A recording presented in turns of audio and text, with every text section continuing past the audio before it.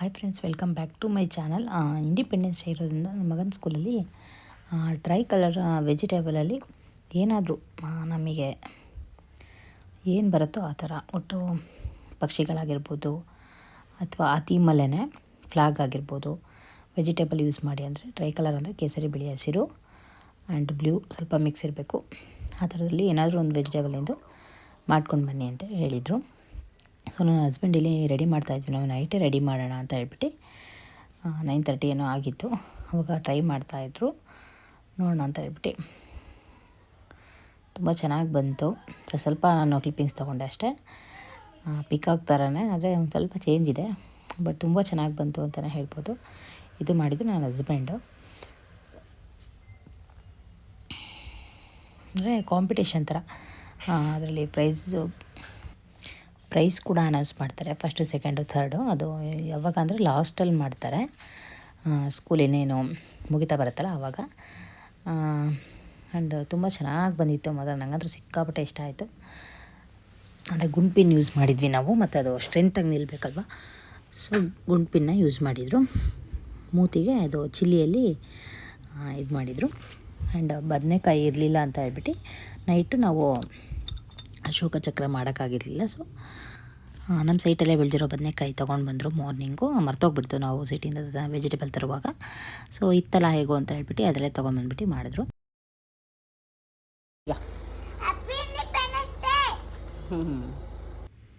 ಇದು last year ನನ್ನ ಮಗಳು ರೆಡಿಯಾಗಿತ್ತು. ನಾನು ಆಗಲೇ ನನ್ನ ಮಗ ಹ್ಯಾಪಿ ಇಂಡಿಪೆಂಡೆನ್ಸ್ ಅಂತ ಹೇಳಿದ್ನಲ್ಲ, ಆ ಲುಕ್ ಬಂದುಬಿಟ್ಟು ಈಗ ಜುಬ್ಬ ಹಾಕಕ್ಕೆ ಹೇಳಿದ್ರು ಅವ್ರಿಗೆ. ಸೊ ವೈಟ್ ಆ್ಯಂಡ್ ವೈಟ್ ಅಂತ ಹೇಳ್ಬಿಟ್ಟು ಹಾಕಿದ್ವಿ.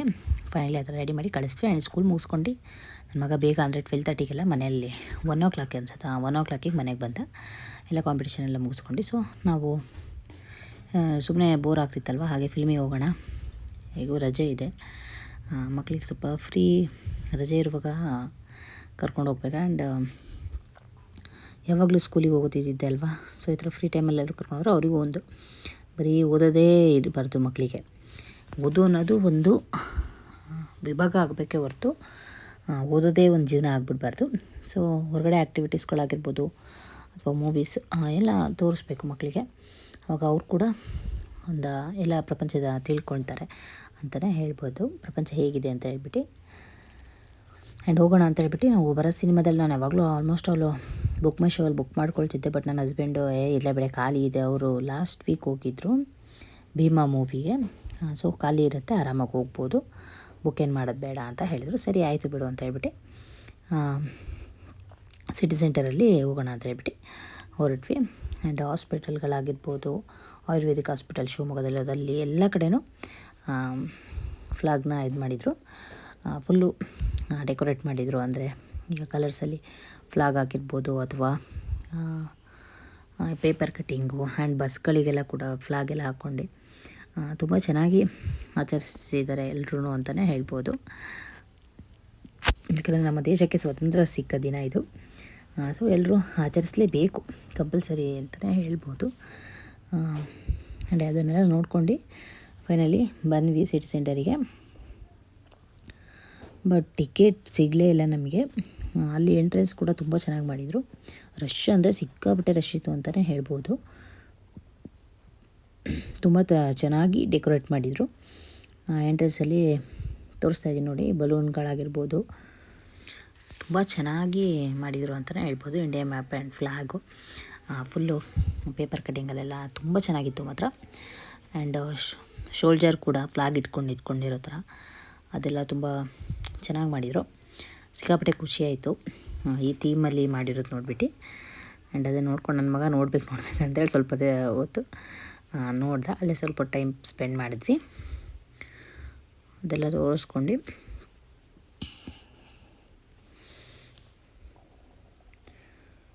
ಯಾವಾಗಲೂ ಮಾಡ್ತಾರೆ, ಆದರೆ ಎಲ್ಲ ಫೆಸ್ಟ್ ಆಗಿರ್ಬೋದು ಎಲ್ಲದಕ್ಕೂ ಒಂದೊಂಥರ ಥೀಮಲ್ಲಿ ತುಂಬ ಚೆನ್ನಾಗಿ ಮಾಡ್ತಾರೆ. ಮೇಲ್ಗಡೆ ಹೋದ್ವಿ, ಬಟ್ ಟಿಕೆಟೇ ಸಿಗಲಿಲ್ಲ, ಫುಲ್ಲು ಶೋಲ್ಡ್ ಔಟ್ ಆಗಿಬಿಟ್ಟಿತ್ತು. ಸೊ ಇನ್ನೇನು ಮಾಡೋದು, ಮತ್ತು ಬಂದಿದ್ದೀವಿ ಫಿಲ್ಮ್ ನೋಡೋಕ್ಕಂತಲೇ ಅಂತ ಹೇಳ್ಬಿಟ್ಟು ಮಲ್ಲಿಕಾರ್ಜುನ ಥಿಯೇಟರಲ್ಲಿ ಹಾಕಿದ್ರು. ನಾವು ಫಸ್ಟು ವೀರಭದ್ರ ಹೋದ್ವಿ, ವೀರಭದ್ರದಲ್ಲಿ ಗಣೇಶ್ ಮೂವಿ ಹಾಕಿದ್ರು. ನಾವು ನೋಡೋಕ್ಕೆ ಬಂದಿದ್ದು ಭೀಮಾ ಅಲ್ವಾ, ಸೊ ಬೇಡ ಅದಕ್ಕೆ ಹೋಗೋಣ ಅಂತ ಹೇಳ್ಬಿಟ್ಟು ಹೊರಟ್ವಿ. ಹಾಗೆ ನನ್ನ ಮಗ ಒಂದು ಜೀಪ್ ರೌಂಡ್ ಆಟಾಡಬೇಕು ಅಂತ ಹಠ ಮಾಡ್ತಾಯಿದ್ದ. ಲಾಸ್ಟ್ ಟೈಮ್ ಅವನಿಗೆ ಇದೇ ಥರ ಸೇಮ್ ನಾವು ಜೀಪ್ ಕೂಡ ಬರ್ತ್ಡೇಗೆ ಅವ್ರ ಡ್ಯಾಡಿ ಕೊಡಿಸಿದ್ರು. ಬಟ್ ಅವನು ಏನು ಮಾಡ್ಕೊಂಡ ಅಂದರೆ ಜೀಪ್ನ ಹಾಳು ಮಾಡ್ದ. ಸ್ಟೇರಿಂಗ್ ಎಲ್ಲ ಕಿತ್ತದದು. ಚಿಕ್ಕವನಲ್ವ ಇನ್ನೂ ಅವಾಗ ಅಷ್ಟು ಗೊತ್ತಾಗ್ತಾ ಇರಲಿಲ್ಲ. ಈಗ ಬೇಕು ಅಂತ ಆಟ ಮಾಡ್ದೆ. ಸ್ವಲ್ಪ ದೊಡ್ಡವರಾಗೋ ತನಕ ನಮ್ಮ ಮನೇಲಿ 3 ಜನ ಮಕ್ಕಳಿದ್ದಾರೆ.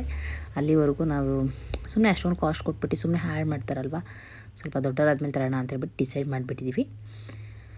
ಹಾಗೆ ಅವನಿಗೆ ಒಂದು ರೌಂಡ್ ಹಾಕ್ಸ್ಕೊಂಡು ಆಮೇಲೆ ನಾವು ಮಲ್ಲಿಕಾರ್ಜುನ ಥಿಯೇಟರಿಗೆ ಬಂದಿದ್ವಿ. ಇನ್ನೂ 1:30 ಏನೋ ಆಗಿತ್ತು ಅಷ್ಟೇ. 2:30ಗೇನೋ ಮೂವಿ ಸ್ಟಾರ್ಟ್ ಆಗಿದ್ದು.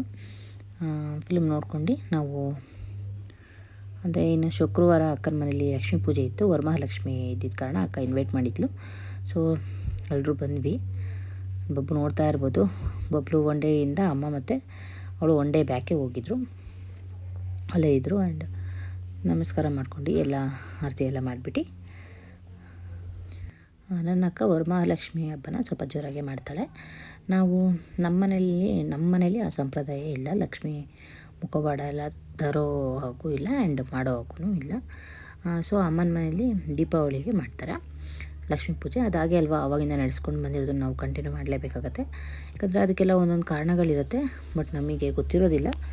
ಸೊ ಅವ್ರು ಹೇಗೆ ಮಾಡ್ಕೊಂಡು ಬಂದಿದ್ರೆ ಮಾಡಬೇಕು, ಇಲ್ಲ ಅಂದರೆ ಇಲ್ಲ, ಆ ಥರ. ಆ್ಯಂಡ್ ಅದೆಲ್ಲ ಆಯಿತು. ನಾನು ಕೂಡ ಲಕ್ಷ್ಮಿಗೆ ಪೂಜೆ ಮಾಡಿದೆ. ತುಂಬ ಚೆನ್ನಾಗಿತ್ತು. ಚೆನ್ನಾಗಿ ಡೆಕೋರೇಟ್ ಎಲ್ಲ ಆಗಲೇ ಮಾಡಿಬಿಟ್ಟಿದ್ಲು ಅವಳು. ನಾವು ಬಂದಿದ್ದು ಈವ್ನಿಂಗ್ ಆಗಿತ್ತು, ಅಷ್ಟೆಲ್ಲ ರೆಡಿ ಮಾಡಿಟ್ಟಿದ್ಲು. ಯಾಕಂದರೆ ಮಳೆ ಬೇರೆ ಇತ್ತು. ಸೊ ಅಣ್ಣ ಡ್ಯೂಟಿ ಮುಗಿಸ್ಕೊಂಡು ಬರೋಕ್ಕೆ ಸ್ವಲ್ಪ ಟೈಮ್ ಆಯಿತು. 7:30 ಏನೋ ಆಗಿತ್ತು. 7:30 ಅಲ್ಲ 7:15 ಏನೋ ಆಯಿತು ನಾವು ಬರೋಷ್ಟೊತ್ತಿಗೆ. ಏನು ಹತ್ರ ಅಲ್ವಾ, ನಿಯರು. ಸೊ ಆರಾಮಾಗಿ ಹೋಗ್ಬೋದು. ನಮ್ಮ ಮನೆಯಿಂದ ಅಂತೂ ಒಂದು 10 ಕಿಲೋಮೀಟರ್ನೂ ಆಗುತ್ತಷ್ಟೇ. ಶಿವಮೊಗ್ಗದಿಂದ ಒಂದು 18 ಆಗುತ್ತೆ. 500 ಕೋಟೆ ಅಂತ ಹೇಳ್ಬಿಟ್ಟು. ಲಾಸ್ಟ್ ಟೈಮ್ ನಾನು ಫುಲ್ ಅದು ಹೋಮ್ ಟೂರೆಲ್ಲ ಮಾಡಿದ್ದೆ. ಅಕ್ಕನ ಮನೆ ಮತ್ತು ನಮ್ಮ ಮಾಮನ ಮನೆ. ಅಂದರೆ ಯಾವ ಥರ ಇದೆ ಹಳೆ ಮನೆ, ತುಂಬ ಚೆನ್ನಾಗಿದೆ. ಬಟ್ ಕೋಲ್ಡಾಗಿ ಯಾವಾಗಲೂ ವಾತಾವರಣ ಎಲ್ಲ ಚೆನ್ನಾಗಿರುತ್ತೆ. ನಾನು ಲಾಗಲ್ಲಿ ಹೇಳಿದ್ದೀನಿ, ಬೇಕಿದ್ದರೆ ಯಾರಾದರೂ ನೋಡಿ.